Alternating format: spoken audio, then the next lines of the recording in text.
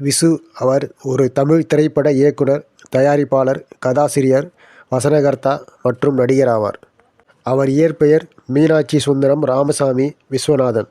அவர் பிறப்பு 1 ஜூலை 1945. பிறந்த இடம் தமிழ்நாடு. அவர் இறப்பு 22 மார்ச் 2020. 74 வயதில் காலமானார். அவர் செய்யும் தொழில் இயக்குனர், தயாரிப்பாளர், கதாசிரியர், மேடை நாடக நடிகர், திரைப்பட நடிகர், தொலைக்காட்சி தொகுப்பாளர். அவர் வாழ்க்கை துணை சுந்தரி. விசு அவர்கள் பிள்ளைகள் லாவண்யா, சங்கீதா மற்றும் கல்பனா. விசு அவர்கள் ஜூலை 1, 1945 ஆண்டு பிறந்தார்.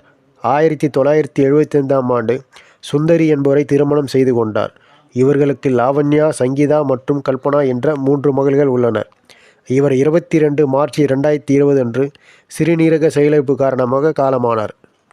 விசு அவர்கள் திரைத்துறை வாழ்க்கை. இவர் மேடை நாடகம், தொலைக்காட்சி தொடர் பலவற்றிலும் நடித்துள்ளார். நடிகர் கிஷ்மு இவரது சகோதரர் ஆவார்.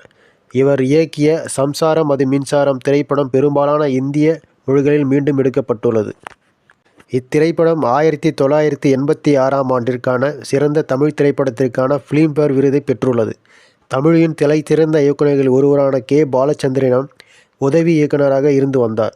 இவருடைய பெரும்பாலான திரைப்படங்கள் சமூக குடும்ப திரைப்பட வகையாக சேர்ந்ததாகும்.